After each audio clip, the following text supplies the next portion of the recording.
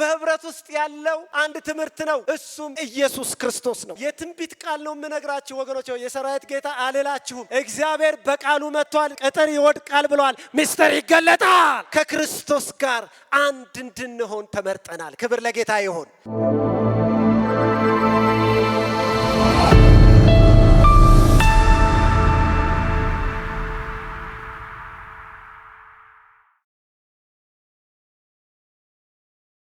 ክብር ለጌታ ይሁን። ለዛሬ እግዚአብሔርን ቃል የምንካፈለው እግዚአብሔር በውስጥ ያስቀመጠው መዝሙር 133 እና ሐዋርያት ሥራ ምዕራፍ 2 ከቁጥር 42 እስከ 47 ነው። የእግዚአብሔርን ቃል አነባለሁ። ወንድሞች በህብረት ቢቀመጡ እነሆ መልካም ነው፣ እነሆም ያማረ ነው። ከራስ እስከ ጢም እንደሚፈስ እስከ አሮን ጢም በልብስ መደረቢያው እንደሚወርድ ሽቶ ነው። በጽዮን ተራሮች እንደሚወርድ እንደ አርሞንዔል ጠል ነው። በዚያ እግዚአብሔር በረከቱን ሕይወቱን እስከ ዘላለም አዟል። አሜን። ሐዋርያት ሥራ ምዕራፍ 2 ከቁጥር 42 እስከ 47። በሐዋርያት ትምህርትና በህብረት እንጀራንም በመቁረስ በየጸሎቱ ይተጉ ነበር። ነገር ግን በሰው ሁሉ ፍርሃት ሆነ። በሐዋርያትም እጅ ብዙ ድንቅና ምልክት ተደረገ። ያመኑትንም ሁሉ አብረው ነበሩ። ያላቸውንም ሁሉ አንድነት አደረጉ። መሬታቸውንና ጥሪታቸውንም እየሸጡ ማንኛውንም እንደሚፈልግ ለሁሉ ያካፍሉት ነበር። በየቀኑም በአንድ ልብ ሆነው በመቅደስ እየተጉ በቤታቸውም እንጀራን እየቆረሱ በደስታና በጥሩ ልብ ምግባቸውን ይመገቡ ነበር። እግዚአብሔርንም እያመሰገኑ በሕዝብ ሁሉ ፊት ሞገስ ነበራቸው። ጌታም የሚድኑትን ዕለት ዕለት በእነርሱ ላይ ይጨምር ነበር። አሜን። እንግዲህ የመጀመሪያው ያነበብነው መዝሙረ ዳዊት የምስጋና መዝሙር ነው። ዳዊት ምስጋና ለእግዚአብሔር ያቀረበበት መዝሙር ነው። ምስጋና ያቀረበው ስለምንድን ነው ብለን ስንል እግዚአብሔር በወንድማማች ህብረት ውስጥ ስላስቀመጠው በረከት፣ ታላቅ የሆነ በረከት፣ እግዚአብሔር በወንድማማች ህብረት ውስጥ ልዩ የሆነ ህይወት ያለበት ታላቅ የሆነ በረከትን ስላስቀመጠ ለዛ የቀረበ የምስጋና መዝሙር ነው። መዝሙር 133 እንግዲህ በክርስቶስ ኢየሱስ የሆንን ሁሉ የሚያምርብን በአንድነት እንደሆነ ያስተምረናል። ይሄ ክፍል የወንድሞች ህብረት ምንድን ነው? ይሄው ክፍሉ ሲመልስልን መልካም ነው ይለናል። የወንድሞች ህብረት መልካም ነው፣ ያማረ ነው። መልካም ውጫዊ ውበት ያለው የሚያምር የክፉ ነገር ተቃራኒ የመልካም ሁሉ መሰረት ምንጭ ባለቤት የሆነው የእግዚአብሔር ነጸብራቅ ሕይወት ላለው ሁሉ መልካምን የሚሰጥ የእግዚአብሔር ነጸብራቅ። ወገኖቼ ሆይ ማንኛውም ሰው ኃጢአተኛ ስለሆነ ከሰው የሚመነጭ መልካምነት የለም። እግዚአብሔርን የሚያስደስት መልካምነት ሰው የለውም። ነገር ግን ከእግዚአብሔር ጸጋ የተነሳ ሰው ከተለወጠ በኋላ ክርስቶስ ኢየሱስን ካመነ በኋላ ክርስቶስ ኢየሱስን በልቡ ከሾመ በኋላ የሚያሳየው ሕይወት የክርስቶስ ነጸብራቅ እሱ መልካም ይባላል። ኤፌሶን ምዕራፍ 2 ቁጥር 10 ላይ እኛ ፍጥረቱ ነንና እንመላለስበት ዘንድ እግዚአብሔር አስቀድሞ ያዘጋጀውን መልካሙን ሥራ ለማድረግ በክርስቶስ ኢየሱስ ተፈጠርን ይላል። ክብር ለእግዚአብሔር ይሁን። ስለዚህ እግዚአብሔር መልካም ነው። የወንድሞች ህብረት ደግሞ የእግዚአብሔር መልካምነት መገለጫ ነው። እንግዲህ ይህንን መልካም ያማረ ነገር ለማስረዳት መዝሙረኛው ሁለት ንጽጽርን ያቀርባል። የመጀመሪያው የአሮንን ሽቶ፣ አሮን ካህን የሆነው በእግዚአብሔር የተመረጠው አሮንን የሱን ሽቶ በማንሳት ለህዝቡ ያስረዳል። ሁለተኛው ደግሞ የአርሞንዔልን ጠልን በተመለከተ እነዚህን ሁለቱን በምሳሌነት በማቅረብ መዝሙረኛው ያስረዳል። እንግዲህ ከራስ እስከ ጢም እንደሚፈስ እስከ አሮን ጢም በልብሱ መደረቢያ እንደሚወርድ ሽቶ ነው ይላል። በእግዚአብሔር የተመረጠው አሮን የሚቀባው ሽቶ የተለየ ሽቶ ነው። እንግዲህ በካህኑ ላይ የሚፈሰው ዘይት በጥንቃቄ የተዘጋጀ እንደሆነ መጽሐፍ ቅዱስ ይነግረናል። በዘጸአት ምዕራፍ 30 ቁጥር 22 እስከ 33 ላይ ከክቡር ሽቶ ከተመረጠ ከርቤ፣ ጣፋጭ ቀረፋ፣ የጠጀ ሳር፣ ብርጉድ፣ የወይራ ዘይት የተጨመረበት ነው። በቀማሚ በጥንቃቄ የተቀመመ የተለየ የተቀደሰ ቅባት ነው። ይሄ ቅባት የካህኑ ቅባት ከእርሱ ውጭ ሌላ ሰው ማንም ሊጠቀምበት የማይገባ ቅባት ነው። በካህኑ ላይ ያለው ቅባት ከሌላው ሕዝብ የሚለየው ቅባት ነው። ይሄ ቅባት ቅዱስ ለሆነ አገልግሎት መለየቱን የሚያመለክት ቅባት ነው። ይሄ ቅባት ለተለየ ዓላማ ወይም ተግባር መሾምን፣ መንፈስ ቅዱስን መቀበሉን እና ለእግዚአብሔር አገልግሎት ብቁ መሆኑን የሚያመላክት ቅባት ነው። ይሄ ቅባት የእግዚአብሔር ስልጣን ወይም መንፈስ ቅዱስ በተቀባው አሮን ላይ መሆኑን የሚያሳይ ቅባት ነው። ይሄ ቅባት እንግዲህ በብሉይ ኪዳን አንድ ሰው ተቀባ ሲባል ተመረጠ፣ ተሾመ፣ ተለየ፣ ተቀደሰ እንዲሁም ለተጠራበት ስራ አገልግሎት ብቃትን አገኘ ማለት ነው። ክብር ለእግዚአብሔር ይሁን። እንዲህ ከሆነ አሮን በእግዚአብሔር ተመርጦ እንደተሾመ ሁሉ እኔና እናንተ የመረጠን እግዚአብሔር ነው። እስቲ በእግዚአብሔር ተመርጫለሁ በሉ። እስቲ አጠገባችሁ ያለውን ሰው በእግዚአብሔር ተመርጠሃል በሉት። እስቲ ክብር ለእግዚአብሔር ይሁን። ኢየሱስ ክርስቶስ ለዘላለም ጌታ ነው። በዮሐንስ ምዕራፍ 15 ቁጥር 16 ላይ እኔ መረጥኳችሁ እንጂ እናንተ አልመረጣችሁኝም ይላል። በክርስቶስ ኢየሱስ ነው የተመረጥነው ወገኖች ሆይ። ኤፌሶን ምዕራፍ 1 ቁጥር 4 ላይ ዓለም ሳይፈጠር በፊቱ ቅዱሳንና ነውር የሌለን በፍቅር እንሆን ዘንድ በክርስቶስ ተመረጥን ይላል። መቼ ተመረጥን? ዓለም ሳይፈጠር በፊት ምን እንሆን ዘንድ? በፊቱ ቅዱስና ነውር የሌለው እንሆን ዘንድ። በማን ተመረጥን? በክርስቶስ ተመረጥን ይላል። ክብር ለጌታ ይሁን። ኢየሱስ ክርስቶስ መርጦናል። መረጠ ማለት ለራሱ አደረገ ማለት ነው። ሃሌሉያ። እኔና እናንተ የክርስቶስ የግሉ ነን። ሃሌሉያ። የክርስቶስን መልክ ይዘን የክብሩ ተሳታፊዎች እንድንሆን ተመረጥን። ሃሌሉያ። ሮሜ ምዕራፍ 8 ቁጥር 29 ልጁ በብዙ ወንድሞች መካከል በኩር ይሆን ዘንድ አስቀድሞ ያወቃቸውን የልጁን መልክ እንዲመስሉ አስቀድሞ ወስኗል። አስቀድሞ የወሰናቸውን እነዚህን ደግሞ ጠራቸው፣ የጠራቸውን እነዚህን ደግሞ አጸደቃቸው፣ ያጸደቃቸውን ደግሞ አከበራቸው ይላል። ክብር ለእግዚአብሔር ይሁን። ሁለተኛው የተመረጥነው ከኃጢአት ሁሉ በክርስቶስ ደም ለመንጻት በክርስቶስ ተመርጠናል ወገኖች ሆይ። ሃሌሉያ። በውድ ልጁ ይላል ኤፌሶን 1 ቁጥር 7 ላይ በውድ ልጁም እንደው ጸጋው ባለጠግነት መጠን በደሙ የተደረገ ቤዛነታችንን አገኘን፣ እርሱም የበደላችን ስርየት ነው ይላል። ክብር ለእግዚአብሔር ይሁን። ስርየት አግኝታችኋል፣ ይቅርታ አግኝታችኋል፣ ምህረት አግኝታችኋል። እስቲ ለዚህ ጌታ እንደገና እልልታ፣ ጭብጨባ። ሃሌሉያ።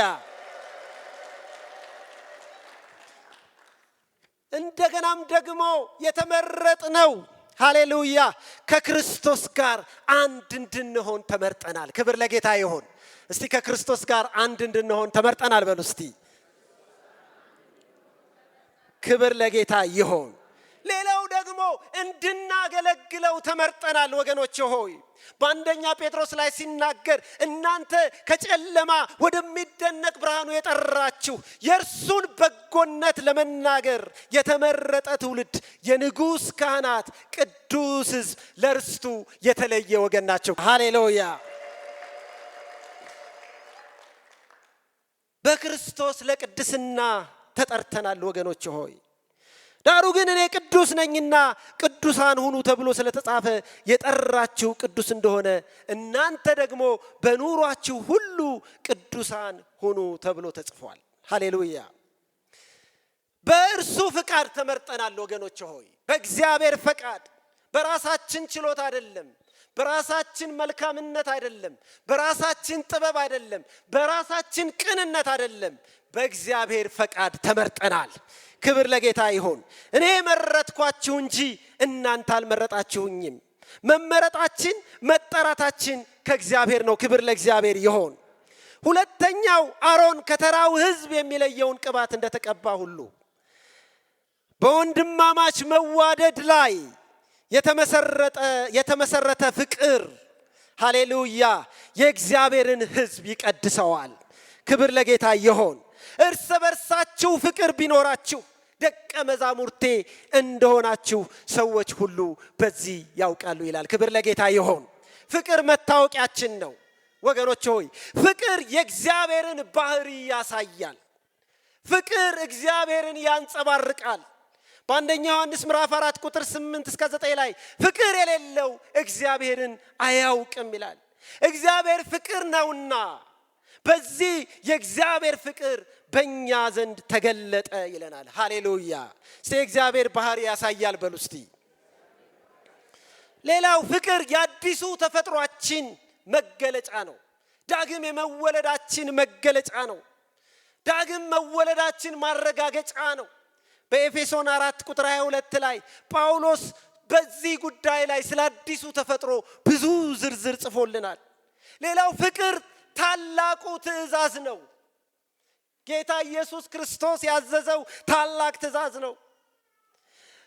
እንደዚህ ይላል ጌታ ኢየሱስ ክርስቶስ ሲናገር፣ በፍጹም ልብህ፣ በፍጹም ነፍስህ፣ በፍጹም ሐሳብህ ጌታ አምላክህን ውደድ፣ እንዲሁ ላይኛዋን ትእዛዝ የምትመስል ደግሞ ባልንጀራህን እንደራስህ ውደድ ነው ይላል።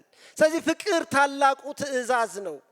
ፍቅር የደቀ መዝሙርነት ማስረጃ መታወቂያ ነው ወገኖች ሆይ።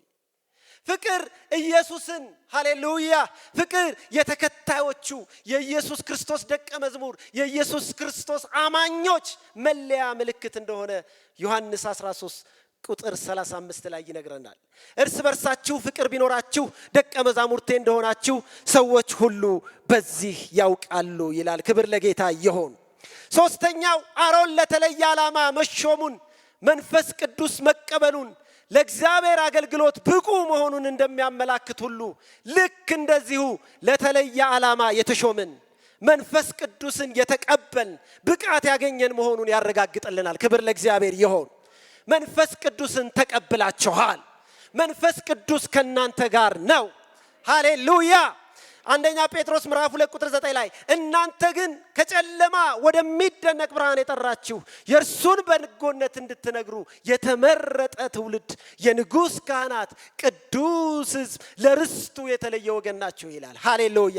ከጨለማ ያመለጥነው ሃሌሉያ መንፈስ ቅዱስ ስለተሰጠን ነው። ሐዋርያው ዮሐንስ ምን ይላል? በክርስቶስ ከናንተ ጋር የሚያጽናናን የቀባን እግዚአብሔር ነው።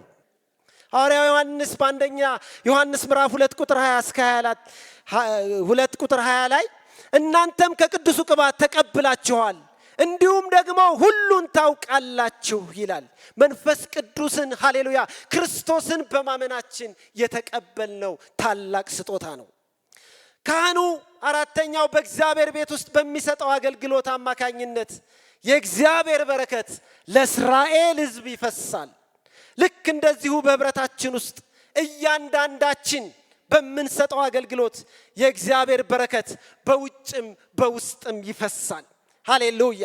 የጸጋ ስጦታ ልዩ ልዩ ነው ይላል መጽሐፍ ቅዱስ ሲናገር፣ መንፈስ ግን አንድ ነው። በዚህ ውስጥ ያለነው በሙሉ የጸጋ ስጦታ ተሰጥቶናል። የጸጋ ስጦታ ያልተሰጠው አማኝ የለም። አሰራሩ ግን ልዩ ልዩ ነው።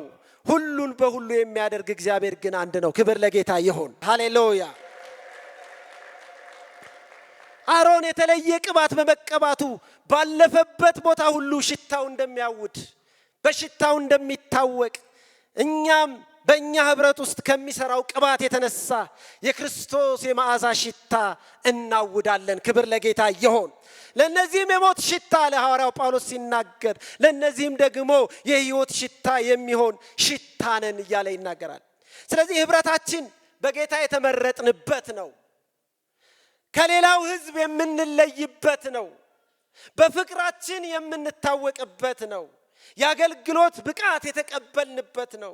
መንፈሱን የምንገልጥበት ነው። ደግሞም በጸጋችን ለሌሎች የምንተርፍበት ነው። ለሚጠፉት የሞት ሽታ፣ ለሚድኑት ደግሞ የሕይወት ሽታ የምናውጅበት ያማረ መልካም እንደሆነ መጽሐፍ ቅዱስ ያስተምረናል።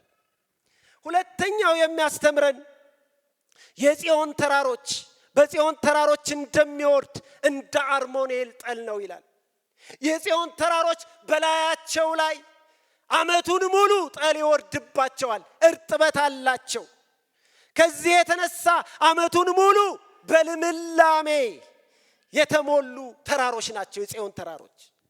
ከተራሮቹ የሚወርደው ውሃ በተራሮቹ ስር ያሉትን ሜዳዎች በልምላሜ በፍሬ የተሞሉ ያደርጋቸዋል።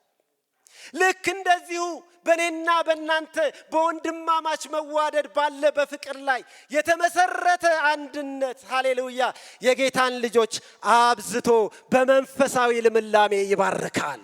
ሃሌሉያ። ጠል ወገኖች ሆይ ለእርሻ እጅግ አስፈላጊ ነው። እንደሆነ ሁሉ በወንድማማች ህብረት ውስጥ የሚወርደው መንፈሳዊ ጠል ፍሬያማ የሚያደርገው የእግዚአብሔር በረከት በህዝቡ ላይ ይፈሳል። እግዚአብሔር ህዝቡን ከመንፈሳዊ ጠል ያረሰርሳል። እንደዚሁ ጠል ድምፅ ሳያሰማ በተትረፈረፈ መንገድ በተራሮች ላይ እንደሚወርድ ሁሉ በወንድማማች ህብረት የመንፈስ ቅዱስ ማረስረስ ህይወታችንን ያበዛልናል። ጠል ሲመጣ የደረቀው ይለመልማል። ጠል ሲመጣ ሃሌሉያ የጠወለገው ይነሳል። ህብረታችን ሃሌሉያ የወደቀው የሚነሳበት፣ የደረቀው የሚለመልምበት ሃሌሉያ ህብረት ስላለን ክብር ለጌታ ይሁን። ስለዚህ ታላቅ እልልታ፣ ክብር ለእግዚአብሔር ይገባዋል። እንግዲህ በሁለተኛው ክፍል ስንመለከት ደግሞ በህብረት ውስጥ ያለውን ይነግረናል። በህብረት ውስጥ ያለው ምንድነው? የመጀመሪያው ነገር በህብረት ውስጥ ቁጥር 42 ላይ የሐዋርያት ትምህርት ነው ይላል። በህብረት ውስጥ ያለው አንድ ትምህርት ነው፣ እሱም ኢየሱስ ክርስቶስ ነው። በሐዋርያት በነቢያት መሰረት ላይ ተመስርታችኋል ይላል ኤፌሶን ምዕራፍ 3 ቁጥር 20። የዓለም ትምህርት መጨረሻው ጥፋት ያለበት ነው። የሐዋርያት ትምህርት ግን ኢየሱስ ነው። ክብር ለጌታ ይሁን። ህብረታቸው ኢየሱስን የሚሸፍን አልነበረም።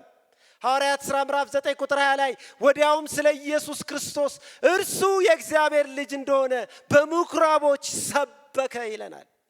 ሐዋርያው ጳውሎስም እንደዚሁ በቆሮንቶስ ላይ ከተመሰረተው በቀር ማንም ሌላ መሰረት ሊመሰርት አይችልም፣ እርሱ ኢየሱስ ክርስቶስ ነው ይለናል። እንደገና በአንደኛ ቆሮንቶስ ምዕራፍ 1 ቁጥር 23 ላይ እኛ ግን የተሰቀለውን ክርስቶስን እንሰብከዋለን። አሜን አሜን አሜን። እስቲ እኛ ግን በሉ እስቲ የተሰቀለውን ክርስቶስን እንሰብከዋለን። ሃሌሉያ። ክርስቶስ ብቻ። ሃሌሉያ። እኛ ሉትራን ከምንታወቅበት መሰረተ እምነት ዋነኛ ምልክት ክርስቶስ ብቻ ማለት ነው። እስቲ ክርስቶስ ብቻ በሉ እስቲ። ሃሌሉያ። እኛ ሉትራን ይህ ትምህርት ከራሱ ከክርስቶስ የመነጨ ትምህርት ነው። በዮሐንስ ወንጌል ምዕራፍ 5 ቁጥር 39 መጽሐፍት ሁሉ ስለ እኔ የሚመሰክሩ ናቸው። በመሆኑም ክርስቶስ ብቻ የሚለው መርህ ራሱን የቻለ የኛ ምልክት ነው። ክርስቶስ ብቻ ስንል እግዚአብሔር ሊታወቅ የሚችለው በኢየሱስ ክርስቶስ ብቻ ነው። እስቲ የሚስማማ አሜን ይበል። እግዚአብሔር በሉ እስቲ ሊታወቅ የሚችለው በልጁ በኢየሱስ ክርስቶስ ብቻ ነው። ከኢየሱስ እጭ መላእክት ኢየሱስን እግዚአብሔርን አያሳውቁንም። እግዚአብሔርን ሊያሳውቀን የሚችለው ብቸኛው ኢየሱስ ክርስቶስ ብቻ ነው። ክርስቶስ ብቻ ስንል ወደ ዘላለም ሕይወት የሚወስደው ብቸኛ መንገድ ኢየሱስ ብቻ ነው። እስቲ አሜን በሉ። እስቲ የዘላለም ሕይወትን የሚሰጥ የዘላለም ሕይወትን ሃሌሉያ የሚያስገኝ ስራ አይደለም፣ ሃይማኖት አይደለም፣ ስርዓት አይደለም። የዘላለም ሕይወትን የሚሰጥ ኢየሱስ ብቻ ነው። ክብር ለእግዚአብሔር ይሁን። የዘላለም ሕይወትን የተጠማችሁ ሰዎች ዛሬ ጥሪ ያቀርብላችኋለሁ። የዘላለም ሕይወትን ማግኘት የሚቻለው በኢየሱስ ብቻ ነው። እግዚአብሔርን ማወቅ የሚቻለው በኢየሱስ ብቻ ነው። ኢየሱስን በማመን ከእግዚአብሔር ጋር ሰላም መፍጠር ይቻላል። ኢየሱስን በማመን የዘላለም ሕይወትን ማግኘት ይቻላል። ክብር ለጌታ ይሁን።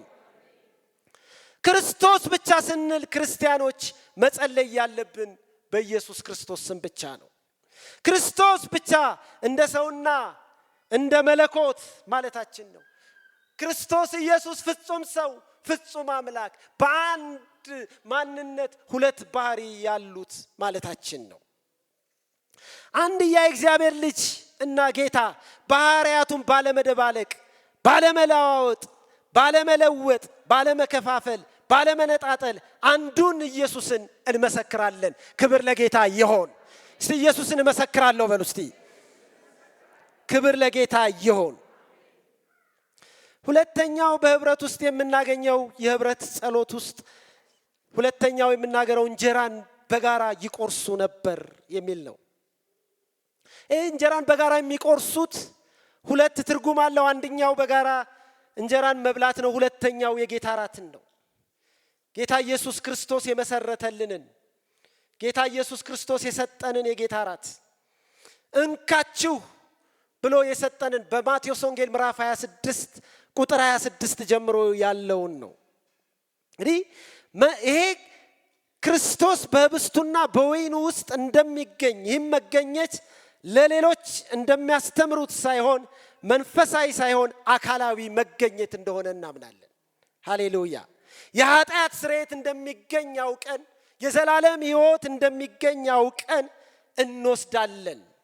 አድርጉት ብሎ ጌታ ኢየሱስ ክርስቶስ ሲያስተምረን እንጀራውን ጽዋውን ከፈቀድን ከወደድን ብቻ የምንወስድ ሳይሆን መቅረት የማይችል ሕይወት የሚገኝበት በመሆኑ ጌታ እንድንቀበለው አድርጉት በሚል ቃል አዞናል። ሃሌሉያ። ክብር ለጌታ ይሁን። ሌላው በዚህ እንትን ውስጥ የምናገኘው ጸሎት ነው። የህብረት ጸሎት በመንፈስ ቅዱስ እነዚህ ሰዎች ደቀ መዛሙርቱ በጋራ ይጸልዩ ነበር። የህብረት ጸሎት በጋራ ስንጸልይ የመንፈስ ቅዱስ ሙላት ይመጣል። እስቲ አሜን በሉ እስቲ። የማያቋርጥ ዘላቂነት ያለው እየጨመረ የሚሄድ የመንፈስ ቅዱስ ሙላት እንዲኖረን ያደርጋል። በጋራ ስንጸልይ፣ በጋራ ስንሆን የኢየሱስን ሞትና ትንሣኤ እንድናውጅ በመንፈስ ቅዱስ ኃይል ያስችለናል አብረን በመሆናችን። ስለዚህ ማንም በኢየሱስ ክርስቶስ ከእግዚአብሔር መንፈስ ሲናገር ኢየሱስ ክርስቶስ የተረገመ ነው የሚል እንደሌለ በመንፈስ ቅዱስ ካልሆነ ኢየሱስ ጌታ ነው ሊል እንዳይችል እንኳ አስታውቃችኋለሁ ይላል። ክብር ለጌታ ይሁን። ሁለተኛው የህብረት ጸሎት ጥቅም እስራት ይበጠሳል። ሃሌሉያ። እስራት ሰው ያሰረን አጋንንት ያሰረው በጋራ በምንጸልይበት ጊዜ እስራቱን ጌታ ኢየሱስ ክርስቶስ ይበጣጥሰዋል። ሐዋርያት ሥራ ምዕራፍ 16 ቁጥር 26 ላይ የሁሉም እስራት ተፈታ ይለናል። ክብር ለጌታ ይሁን። በተጨነቁ ጊዜ በችግር ውስጥ ሆነው ጳውሎስና ሲላስ እስራት ያማል፣ ይጠዘጥዛል፣ እስራት ይወጋል፣ እስራት ያማል። ነገር ግን እግዚአብሔርን አብረው ሲጸልዩ እግዚአብሔርን ሲፈልጉ እግዚአብሔር ግን በመካከላቸው ተገኘላቸው። የሁሉንም እስራት እግዚአብሔር ፈታው። ክብር ለጌታ ይሁን። ወገኖች ሆይ የምትጸልዩት ጸሎት በከንቱ የሚቀር አይደለም፣ የሚሰራ ነው። የታመመ ይፈወሳል፣ የታሰረ እስራቱ ይቆረጣል። ክብር ለጌታ ይሁን። ኢየሱስ ክርስቶስ ለዘላለም ጌታ ነው። ሶስተኛ የህብረት ጸሎት ጥቅም የተዘጋውን በር ይከፍታል። ሃሌሉያ። ሰው የዘጋው አጋንንት የዘጉት ሁኔታዎች መክፈትም መዝጋትም የሚችለው ጌታ ይከፍተዋል። ሃሌሉያ። እስቲ የተዘጋው ይከፈታል በሉ እስቲ።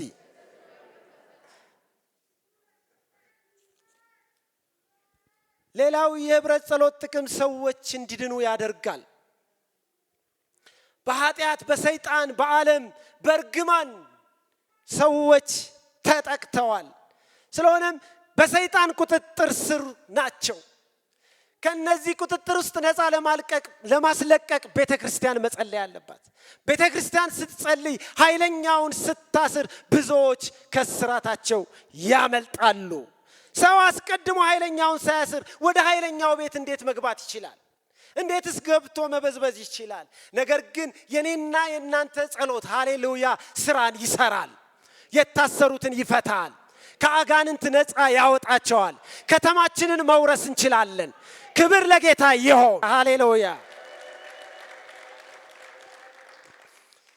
የህብረት ጸሎት ወገኖች ሆይ ከሞት አደጋ ያስመልጣል። እስቲ የህብረት ጸሎት በሉ እስቲ። ከሞት አደጋ በሉ እስቲ። ያስመልጣል። ሃሌሉያ። ኢየሱስ ክርስቶስ ለዘላለም ጌታ ነው። የጥንቷ ቤተ ክርስቲያን እንደምታውቁት ሐዋርያው ጴጥሮስ ንጉሥ ሄሮድስ በክርስቲያኖች ላይ ከፍተኛ ስደት አስነስቶ ነበር። ስለዚህ አይሁድን ለማስደሰት ደስ ለማሰኘት ያዕቆብን ወንድም ገሎ ስለነበረ ጴጥሮስንም ጨምሮ ለመግደል ጴጥሮስንም ወስዶ አሰረው። ስለዚህ በቤተ ክርስቲያን ውስጥ መሪር የሆነ ፍርሃት መጣ፣ ሐዘን መጣ፣ ድንጋጤ መጣ። ለአይሁዳውያን ታላቅ የሆነ መከራ ነበረ፣ ደስታ ነበረ። ንጉሥ ሄሮድስ አይሁድ ደስ እንደተሰኙ ባየ ጊዜ ይህንን ለማድረግ ጴጥሮስን በጨለማ እስር ቤት ውስጥ ወረወረው። በሁለት ሰንሰለት አስሮ፣ በሁለት ወታደሮች አስሮ፣ በሁለት ወታደሮች እየተጠበቀ ጴጥሮስ ሞቱን የሚጠብቅ ሰው ነበረ። ሞት የተጋረጠበት ሰው ነበረ። ወንድማቸው ጴጥሮስ ከሞት ጋር ፊት ለፊት ተጋፍጦ ነበረ። ነገር ግን በቤተ ክርስቲያን ግን ስለ ጴጥሮስ አብዝቶ ይጸለይ ነበረ። ሃሌሉያ። ስለዚህ እግዚአብሔር ሃሌሉያ በጴጥሮስና በከሳሾቹ መካከል ጣልቃ ገባ። የሞት መንፈስ ተመታ። ድንገተኛ አደጋ በኢየሱስ ስም የተመታ ይሆን። የታቀደ ሞት በኢየሱስ ስም የተመታ ይሆን። ከቤታችሁ ላይ ይነሳ፣ ከምድራችን ላይ ይነሳ። ሞት ከሞት ያስመልጣል። የምትጸልዩት ጸሎት ዝም ብሎ አይደለም፣ ስርዓት ስለሆነ አይደለም። ሃሌሉያ። ስራ ይሰራል። ሃሌሉያ። በትጋት የምንጸልየው ጸሎት ወገኖች ሆይ ስፍራና ሁኔታ ሳይወስነው በሰዎች ህይወት ላይ፣ በቤተ ክርስቲያናችን ላይ፣ በከተማችን ላይ በጎ ተጽዕኖ ያመጣል። ወገኖች ሆይ የህብረት በጋራ በምንጸልይበት ጊዜ መውጫ መግቢያ ያጣንለትን ቅጥር እግዚአብሔር ያፈርሰዋል። በጸሎት ውስጥ ቅጥር ይፈርሳል። አታልፉም ያላችሁ ቅጥር ይፈርሳል። ተስፋችሁ ጋር እንዳትገቡ የከለከላችሁ ቅጥር ይፈርሳል። እግዚአብሔር የተናገረላችሁን እንዳትወርሱ፣ እንዳትሄዱ፣ እንዳትገቡ የከለከለ ከልካዩ ይወድቃል። አሜን፣ ይወድቃል። ኢያሪኮ የሆነባቸው እስራኤል ሕዝብ አላሳልፍ ያለ ዛሬ አላሳልፍ ያላችሁ ቅዱሳን እነግራችኋለሁ፣ ዘመንን ያስቆጠረ በፊታችሁ ተራራ የሆነ አላስገባ፣ አላስወጣ፣ አላንቀሳቀስ ያለ እግዚአብሔርን የሸፈነባችሁ እግዚአብሔር የገባላችሁን ተስፋ እንዳትወርሱ ከናንተ ጋር ግብ ግብ የገጠመ የታገላችሁ ዛራ የሆነባችሁ ዛሬ በፊታችሁ ይወድቃል። አሜን በሉ። ይወድቃል። ጥሶ መውጣት ይሆንላችሁ። ሃሌሉያ። ክብር ለጌታ ይሁን። ኢየሱስ ክርስቶስ ለዘላለም ጌታ ነው። ኢየሱስ ያድናል። ወገኖች ሆይ በህብረት ስንጸልይ ደግሞ የሚሆን ሌላም ነገር አለ። በህብረት ስንጸልይ ወገኖች ሆይ የተሰወረ የተደበቀ ነገር ይገለጣል። ሚስጥር ይገለጣል። የተሰወረው ነገር ሚስጥር የሆነው ነገር ይገለጣል። በሉ እስቲ ሚስጥር ሆኖ አይቀጥልም። በሉ እስቲ ክብር ለጌታ ይሆን። ለሚያምን አሜን ይሆናል። ሚስጥር ይገለጣል። እንቆቅልሽ ይፈታል። የትንቢት ቃል ነው የምነግራችሁ ወገኖች። የሰራዊት ጌታ አልላችሁም። እግዚአብሔር በቃሉ መጥቷል። ቅጥር ይወድቃል ብሏል። ሚስጥር ይገለጣል። ለሚያምን አሜን ይሆናል። እንዴ አታስታውሱም? ንጉሱ ናቡከደነጾር ህልም አየ። ያየው ህልም ግን ተሰወረ፣ ጠፋበት። አቤት እግዚአብሔር ሊሰራ ሲፈልግ ነገስታትን እንዲህ ነው የሚቆጣጠራቸው። በአንተ ሊሰራ ሲፈልግ፣ ሚስጥርን በቤተ ክርስቲያን ሊገልጥ ሲፈልግ፣ ዳንኤልን ከፍ ከፍ ማድረግ ሲፈልግ እግዚአብሔር ሃሌሉያ ነገር ይፈልጋል። ነገስታቶች ሁሉን ነገር ሚስጥር ያደርግባቸዋል። ሃሌሉያ። በሰው የማይቻል በእግዚአብሔር ይቻላል። ለሚያምን አሜን ይሆናል። አንተ ያልቻልከውን እግዚአብሔር ይችላል። ተሰወረበት። ጠቢባን ይጠራሉ። በገንዘቡ የገዛቸው ጠቢባን ነበሩ።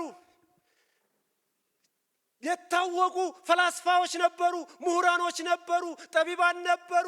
ሚስጥሩን ግን መግለጥ አልቻሉ። ሚስጥር ግን ከአንድ ምርኮኛ ሃሌሉያ። ሚስጥር ግን አንድ ከተናቀ ሰው። መፍትሄ ከእናንተ ይምጣ። መፍትሄ ከቤተ ክርስቲያናችን ይምጣ። በኢየሱስ ስም ይምጣ።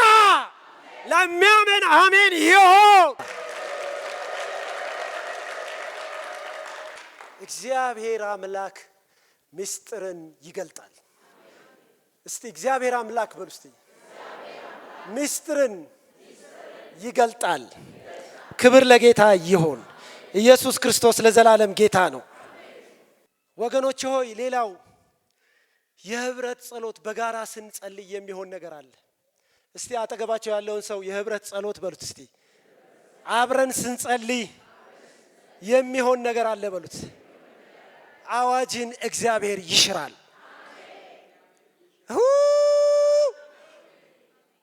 ገብቷቸዋል። ዘርን የሚያጠፋ ትውልድን የሚያጠፋ አዋጅ በእስራኤል ላይ ታወጀ። በቃል ኪዳን ህዝብ ላይ ታወጀ። የእግዚአብሔር ህዝብ ዘሩ እንዲጠፋ ታወጀ። አዋጅ ታወጀ። ነገር ግን ሞርዶኪዎስ ከህዝቡ ጋር ሆኖ ይጸልይ ነበረ። ነገሩ ተገለበጠ። ነገሩ ተገለበጠ። ነገሩ ተገለበጠ። ዛሬ ነገር የሚገለበጥላችሁ ሰዎች አላችሁ። ነገር በቤታችሁ ይገለበጣል።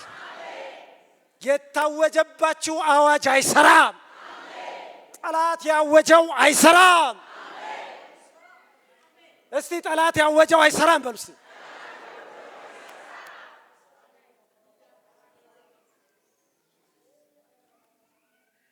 ጥቅም አለው። ዝም ብለን አይደለም የምንደክመው ወገኖች ሆይ። ሃሌሉያ።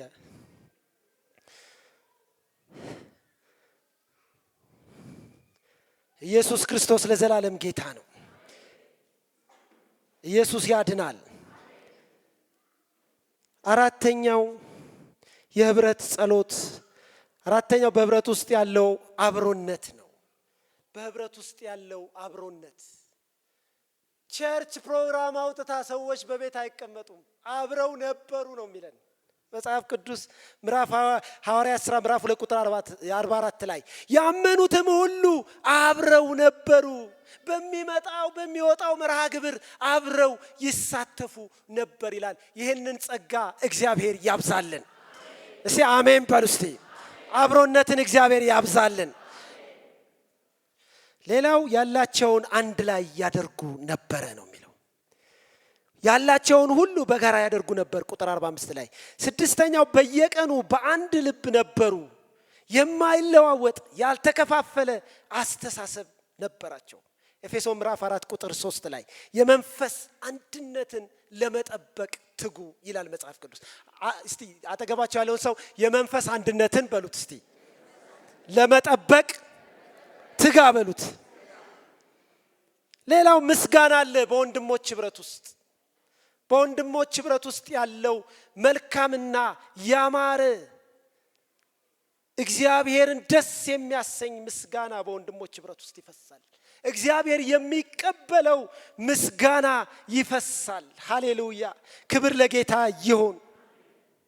በዚህ ውስጥ የሚሆነው ነገር ምንድነው ብለን ስንል በረከት አለ። እግዚአብሔር በወንድሞች ህብረት ውስጥ ታላቅ የሆነ በረከትን አስቀምጧል። በወንድሞች ህብረት ውስጥ ሃሌሉያ ከፍታ አለ። በረከት ማለት ከፍታ ነው። በረከት ማለት ድል ነው። በረከት ማለት መትረፍረፍ ነው። ሃሌሉያ! በወንድሞች ህብረት ውስጥ ግን እግዚአብሔር ያስቀመጠው ታላቅ በረከት አለ፣ ህይወት አለ ያለ መጽሐፍ ቅዱስ ይነግረናል። ስለዚህ ከዚህ የተነሳ በህብረት ውስጥ ከመሆናቸው የተነሳ ሁለተኛው የተትረፈረፈ ህይወት፣ የድል ህይወት፣ የአሸናፊነት ህይወት፣ የጽድቅ ህይወት፣ የቅድስና ህይወት እንደሚበዛ ይነግረናል ክፍሉ። በሶስተኛ ደረጃ በሌሎች ዘንድ መከበር ይሆናል። በሰው ሁሉ ፍርሃት ሆነ። ቤተ ክርስቲያን አትደፈርም። ምዕመናን አይደፈሩም። አገልጋዮች አይናቁም። ህብረት ያስከብረናል።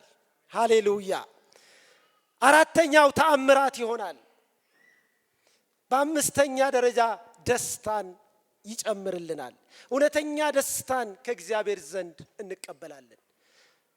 በስድስተኛ ደረጃ ሞገስ፣ ተቀባይነትን በማህበረሰቡም በእግዚአብሔር ዘንድ እናገኛለን። ከሁሉም በላይ ግን አዳዲስ ነፍሳት ይጨመሩልናል። ወገኖቼ ሆይ ዛሬ ሁላችንም ራሳችንን በዚህ ቃል መሰረት አይተን እንድንመረምር ጌታ ይፈልጋል። የይሁዳ ደንበኞች ሆነን ይሆን? ለቤተ ክርስቲያን ፕሮግራሞች ታማኝነት ጎሎን ይሆንን? ወይም በራሳችን ጉዳይ ተጠምደን ለህብረት በር ዘግተን ይሆንን? ኑሮ አስገድዶን የሚጎልብን መስሎን ህብረትን ችላ ብለነው ይሆንን? ሌላውን ብልት መቀበል ተስኖን ከህብረት ርቀን ይሆንን? እነዚህንና የመሳሰሉ ምክንያቶቻችን ከህብረት በማስቀረት ከበረከትና ከድል ህይወት እንዳንርቅ ጌታ ያስተምረናል።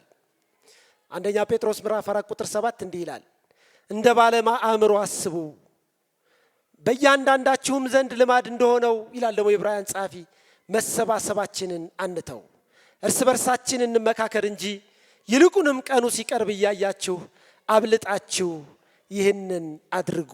አሜን። እንጸልያለን።